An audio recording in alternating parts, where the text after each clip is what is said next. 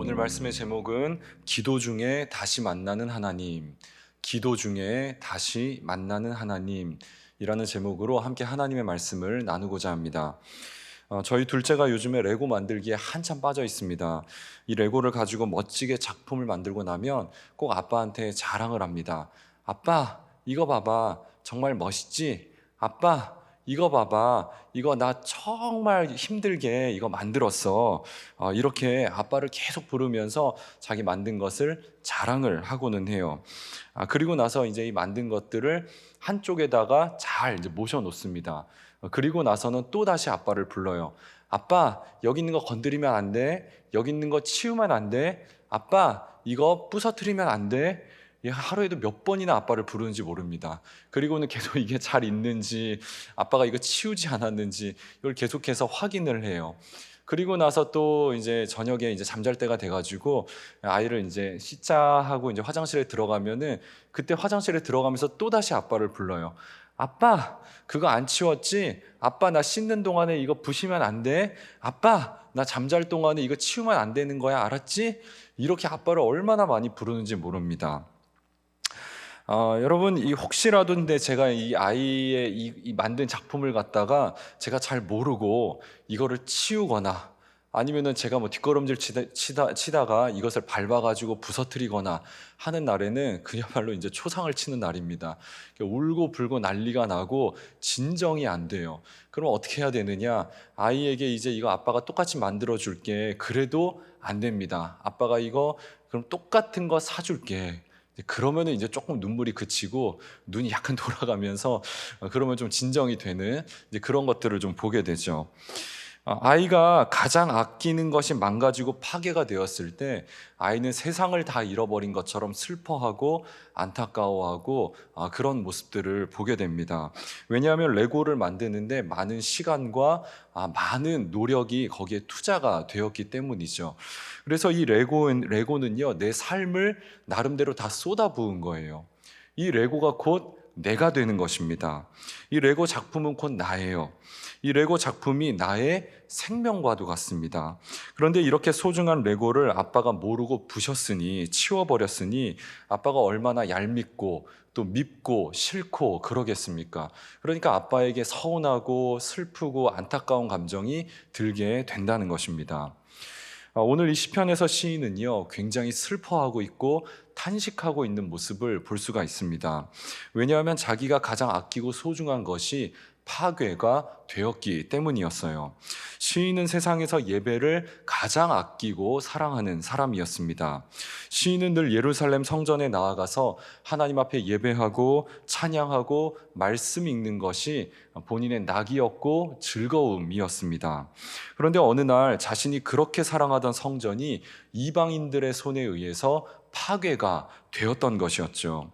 성전이 파괴되고 불에 타버리고 그리고 성전에서 예배를 집례하던 제사장들과 레위 사람들이 죽임을 당하거나 포로로 끌려가게 되었습니다. 유대인들에게 성전은요, 하나님이 계신 곳이었어요. 하나님이 예배를 받으시던 장소였습니다. 성전은 세상의 중심이라고 일컬어지던 장소였어요. 그런데 그 성전이 무너지게 된 것이었습니다. 그 성전은 그래서 단순히 건물 하나가 아니라 이 건물이 없어진 것이 아니라요, 내가 믿고 있는 하나님이 다른 나라의 이방신들에게 패배했던 아주 충격적인 사건이었다는 것입니다. 그래서 어쩌면 하나님이 더 이상 존재하지 않을지도 모른다라고 하는 그러한 의심을 갖게 할 만한 사건이었다는 것이죠. 문제는 시인은 이 하나님을 평생을 믿어왔어요. 그리고 하나님을 위해서 내 시간과 재물과 내 마음을 다 쏟으면서 살아왔습니다. 이 성전이라고 하는 곳, 이곳은 내 삶의 존재의 이유였고 내 삶의 목적이었고 그 다음에 내가 살아가는 삶의 전부였다라고 말할 수가 있는 것입니다. 그런데 이 성전이 파괴가 되었던 것이죠. 내가 믿고 있었던 하나님이 이방인들의 손에 짓밟힌 거예요. 시인은 그래서 충격을 받은 것입니다. 지금까지 내가 믿고 있었던 것들이 잘못된 것은 아니었을까? 그리고 내가 믿고 있었던 것들이 진짜가 아니면 어떡하지? 시인은 지금까지 내가 믿고 있었던 모든 것들이 완전히 무너져 내리는 경험을 하게 되었습니다. 내 삶 전체가 완전히 부정당하는 것 같은 그런 경험을 하게 되었다라는 것이죠. 사랑하는 성도 여러분, 우리가 작년에 코로나로 교회가 셧다운이 되었을 때 정말 많은 성도님들이 너무나 안타까워하고 눈물을 흘리면서 슬퍼하는 그런 우리가 경험들을 하게 되었었죠. 그래서 저희가 이렇게 보니까는요, 교회 문이 닫혀 있는데 이 주일에 또 주중에도 그렇고요, 성도님들이 이 교회 주변을 배회하는 모습들을 저희가 종종 보게 되었습니다. 교회 문은 닫혀 있는데 너무나 안타까워하시면서 교회의 이 문을 붙잡고 또 교회를 위해 기도하시고 눈물을 흘리시고, 또 어떻게 하면 이 교회를 들어갈 수 없을까, 이 교회 주변을 왔다 갔다 하시는 분들을 저희가 종종 볼 수가 있었어요. 우리가 왜 이렇게 안타까워했을까? 여러분, 이 교회는 우리가 평생 예배를 드려왔던 공간이에요. 평생 사랑하는 성도들과 교제했던 공간입니다. 이곳에서 하나님을 만났고 하나님께 은혜를 받았어요. 그리고 그 받았던 은혜를 가지고 이제는 지역사회에 나아가서 또 많은 사람들에게 전도하고 또 사람들을 섬기고 그랬던 아름다운 기억이 있는 곳인데, 근데 이곳이 지금 닫혀 있기 때문에 어떻게 하면 이곳을 들어갈 수 있을까? 그 안타까워하는 마음에 교회를 향해 교회를 바라보고 또 교회를 바라보며 교회를 붙들고 기도했다라는 것입니다. 여러분, 내가 가장 아끼고 사랑하는 것들을 잃어버렸을 때 우리는 슬퍼하고 괴로워하고 분노하게 되죠. 이러한 감정들은 지극히 당연한 감정들이라고 할 수가 있습니다. 그런데 중요한 것은 나의 이러한 들끓는 감정들을 어딘가에 쏟아 놓아야 한다는 것이죠. 우리 마음에는요, 쓰레기통이 없습니다. 우리 마음에 감정의 찌꺼기를 쌓아 놓으면요, 우리 자신이 상하게 되어 있어요. 그렇다고 해서 내 마음에 있는 이 부정적인 감정들을 사람을 향해 쏟아 놓으면은 그러면 사람이 상하게 되어 있습니다. 저도 사역을 하면서 마음이 상할 때가 있어요. 마음 가운데 분노가 일어나게 될 때가 있고 또 짜증이 날 때도 있고 사람이 싫어질 때도 있고 사역을 하기 싫어질 때도 있습니다. 그러면은 이러한 감정들을 집에 가서 쏟아 놓잖아요. 그러면은 제 아내가, 저희의 아이들이 상하게 되어 있습니다. 그렇게 하면은 이제 그러다 보니까 이러한 감정을 또 추스르기 위해서 이제는 다른 사람들을 만나죠. 친구들을 만나기도 하고 선후배들을 만나기도 하고 또 저의 멘토 되시는 분들을 만나가지고 저의 상한 감정들을 이제 쏟아 놓기도 합니다. 그런데 그렇게 하면은 이 감정을 추스르는데 조금 도움은 될 수는 있습니다. 그런데 궁극적으로 내 마음이 상한 것들은 치유가 되지 않더라는 거예요. 결국 내 마음이 회복되려면은 어떻게 해야 되겠습니까? 내 마음을 창조하신 분 앞에 나아가서 나의 상한 모든 것들을 다 쏟아 놓아야 한다는 거예요. 여러분, 우리의 마음을 창조하신 분이 누구십니까? 하나님이시죠. 하나님 앞에 나아가서 우리의 모든 상한 감정을 다 쏟아 놓아야 한다는 거예요. 그러면 그분께서는 우리의 감정을 충분히 받아주시고 또 우리와 언제까지라도 함께 계시면서 우리의 마음을 만지시고 우리의 상한 모든 것들을 치유해 주신다는 것입니다. 그래서 시편 51편 17절에 이렇게 말씀하고 있습니다. 하나님께서 구하시는 제사는 상한 심령이라. 하나님이여, 상하고 통회하는 마음을 주께서 멸시하지 아니하시리이다. 하나님 앞에는 얼마든지 우리의 상한 것들을 다 쏟아 놓아도 괜찮다라는 거예요. 여러분, 강력 범죄가 발생했을 때 이 경찰들이 늘 하는 말이 있습니다. 사건의 단서는 현장에 있다. 범죄자는 반드시 다시 돌아온다. 그 희한하게도 대부분의 범죄자들이 강력 범죄를 저지른 후에는 이 사건 현장에 대부분 돌아온다라는 거예요. 실제로도 이 많은 경우에 이 범죄자들이 사건 현장 주변에서 잡히는 경우가 많다라고 하죠. 저는 이 이야기를 들으면서 영적인 원리도 똑같겠다, 이제 그런 생각이 들었습니다. 우리의 삶에 문제가 생겼을 때 우리는 문제를 회피하려고 합니다. 그런데 오히려 그 문제 속으로 들어가야 한다는 거예요. 그 문제를 들고 하나님 앞에 나아가야 한다는 것이죠. 이게 기도라는 것입니다. 기도는 우리의 문제를 다 들고 나아가서 하나님 앞에 아뢰고 하나님 앞에 다 쏟아놓는 거예요. 그리고 나의 상한 마음을 하나님 앞에 그대로 토로할 때 이것이 기도가 되고 하나님이 우리의 상한 것들, 우리의 기도를 받으신다라고 성경은 말씀하고 있다라는 것입니다. 여러분, 오늘 성경을 보시면은요, 시인이 1절과 11절에서 어찌하여 세 번에 걸쳐서 하나님 앞에 어찌하여 자신의 상한 마음을 토로하고 있는 것을 보게 됩니다. 하나님, 어떻게 나한테 이러실 수가 있습니까? 하나님 앞에 따지듯이 묻고 있는 것을 볼 수가 있어요. 하나님, 어떻게 내가 이렇게 사랑하던 성전을 빼앗아갈 수 있습니까? 그리고 이 신성한 성전을 어떻게 이방인들의 손에 짓밟히도록 그냥 내버려 두십니까? 하나님한테 항변하죠. 그리고 하나님이 다시 일어나셔서 이 모든 상황을 정리해 주시기를 촉구하고 있습니다. 그런데 시인의 기도를 잘 보면은요, 마치 하나님의 능력이 출중한데 하나님이 방관하고 계시다, 약간은 비꼬는 듯한 그러한 태도로 이 기도를 하고 있는 것을 보게 됩니다. 여러분, 우리가요, 이 기도를요 너무 고상하게 이제 생각하는 경우들이 많으신 것 같아요. 그런데 평상시에 우리의 모습을 한번 생각을 해보시면은요, 우리가 상한, 우리의 어떤 분노할 만한 상황이 우리 가운데 닥쳐왔을 때 우리가 어떻게 반응을 합니까?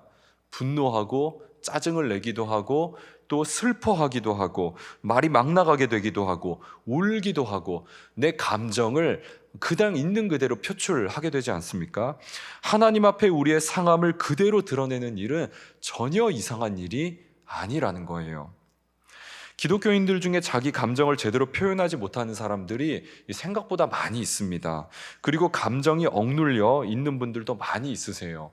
이 감정 표현하는 법을 제대로 배우지 못해서 이 감정을 드러내는 데 서툴러서 주변의 많은 사람들에게 상처를 주는 분들이 이 생각보다 많이 있어요. 반면에 또 아니면은 반면에 아예 가면을 쓰고 이제 이중적으로 이제 행동을 하시는 분들도 있기도 합니다. 그래서 많은 분들이 상처를 받는데 특별히 우리의 자녀들이 상처를 많이 받죠. 우리 엄마 아빠는 교회에서 새신자들에게는 너무너무 잘해. 그런데 우리한테는 저거에 반도 못한다. 이렇게 이 상처를 받는 이 자녀들도 상당히 많이 있어요. 여러분, 우리가 가면을 쓰고 있으면 누가 압니까? 우리의 자녀들이, 또 우리 교회 교인들이, 무엇보다 우리 하나님이 우리를 잘 알고 계시죠. 하나님 앞에 솔직한 사람들이 다른 사람들 앞에서도 솔직하고 건강하게 소통할 수 있다라는 거예요. 여러분, 우리가 교회를 아무리 오래 다녀도 사람이 안 바뀌는 이유가 여기에 있습니다. 하나님 앞에서 가면 쓰고 있으니까 하나님이 이 사람과 교제할 수가 없는 거예요. 하나님과 교제해야 이 사람이 하나님과 닮아가면서 하나님의 형상으로 회복되고 변화가 일어나게 되는데, 하나님 앞에서 가면 쓰고 있으니까 하나님이 이 사람과 교제를 할 수가 없는 것이죠. 하나님이 이 사람을 만질 수가 없는 거예요. 여러분, 그래서 우리가 신앙이 성장하고 우리가 조금 변화될 만한 그러한 삶을 살고 싶다라고 한다면은 하나님 앞에서 먼저 솔직해지셔야 한다는 것입니다. 하나님, 나 저 사람 싫습니다. 하나님, 나 이러한 상황이 조금 짜증이 납니다. 하나님, 나 교회에서 이렇게 하는 거 너무나 지긋지긋하고 싫어요. 하나님, 나도 이제는 이 지긋지긋한 가난에서 벗어나고 싶습니다. 하나님, 이제는 이 질병에서 고침받고 싶습니다. 내 상황을 솔직하게 아뢰야 한다는 거예요.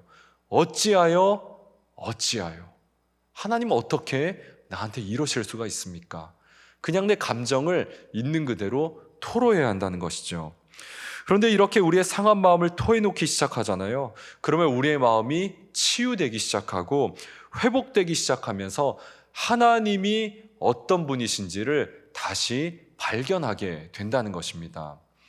여러분, 오늘 말씀을 보시면은요, 이 시인은 하나님 앞에 상한 마음으로 약간은 비아냥거리듯이 기도하는 것 같지만, 그런데 이 시인의 기도 속에는 하나님에 대한 기대가 담겨져 있더라는 거예요. 자, 1절 말씀을 보시면은 하나님이여, 주께서 어찌하여 우리를 영원히 버리시나이까. 자, 하나님은 우리를 버리지 않으시는 분이십니다 라고 고백을 하는 거예요.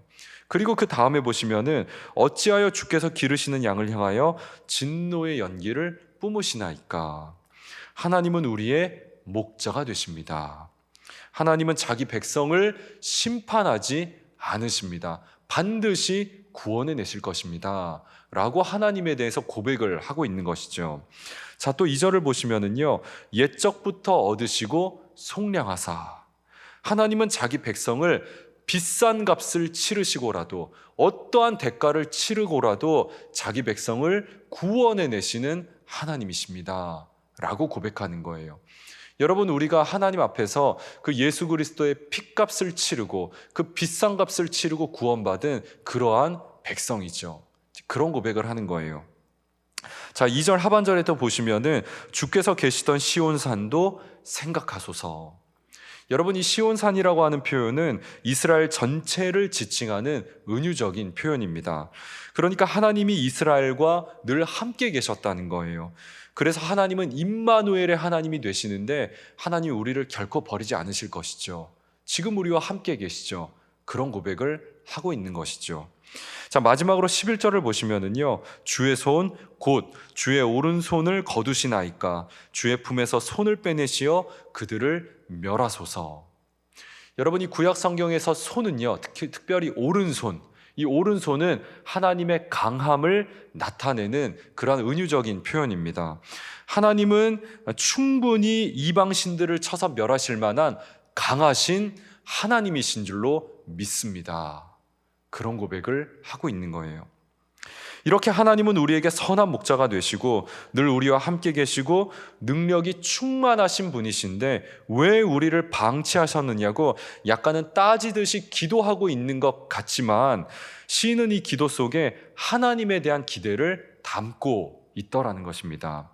내가 아는 하나님은 그런 하나님이 아니세요. 하나님은 반드시 우리를 다시 구원해 주실 것입니다 라는 그 믿음이 담겨져 있다는 것이죠.